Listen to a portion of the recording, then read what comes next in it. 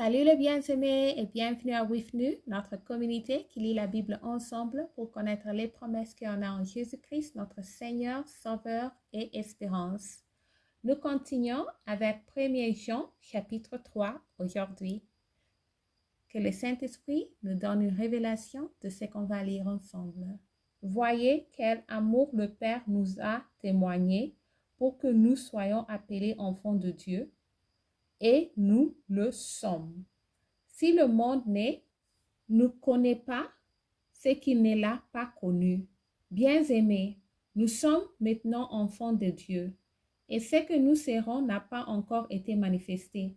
Mais nous savons que lorsque cela sera manifesté, nous serons semblables à lui, parce que nous le verrons tel qu'il est.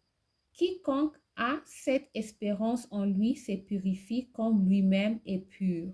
Quiconque pêche transgresse la loi, et le péché est la transgression de la loi.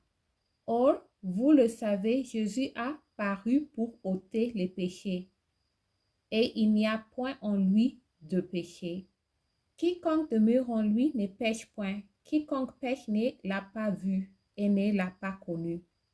Petits enfants, que personne ne vous séduise. Celui qui pratique la justice est juste, comme lui-même est juste.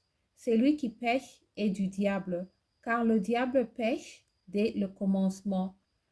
Le Fils de Dieu a paru avant de détruire les œuvres du diable. Quiconque est né de Dieu ne pratique pas le péché, parce que la sémence de Dieu demeure en lui, et il ne peut pécher parce qu'il est né de Dieu. C'est par là que se font reconnaître les enfants de Dieu et les enfants du diable. Quiconque ne pratique pas la justice n'est pas de Dieu, non plus que celui qui n'aime pas son frère. Car ce qui vous a été annoncé et ce que vous avez entendu de le commencement, c'est que nous devons nous aimer les uns les autres. Amen. Et ne pas ressembler à Caïn, qui était du malin et qui tua son frère. Et pourquoi le tua-t-il?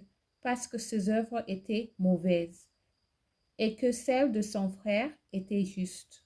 Ne vous étonnez pas, frères, si le monde vous hait. Nous savons que nous sommes passés de la mort à la vie parce que nous aimons les frères. Celui qui n'aime pas demeure dans la mort.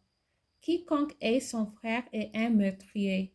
Et vous savez qu'aucun meurtrier n'a la vie éternelle demeurera en lui. Nous avons connu l'amour en ce qu'il a donné sa vie pour nous. Nous aussi, nous devons donner notre vie pour les frères.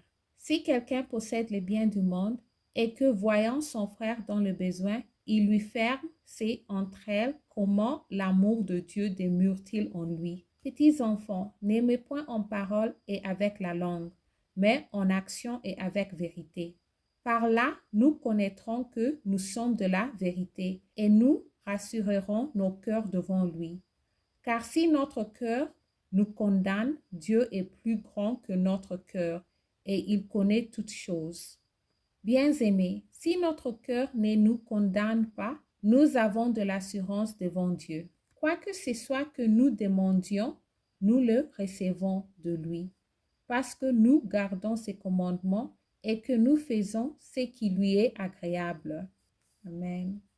Et c'est ici son commandement, que nous croyions au nom de son Fils Jésus-Christ et que nous nous aimions les uns les autres, selon le commandement qu'il nous a donné. Celui qui garde ses commandements demeure en Dieu, et Dieu en lui, et nous connaissons qu'il demeure en nous par l'Esprit qu'il nous a donné. Amen. Merci d'avoir lu ensemble. J'améliore mon français en lisant la Bible.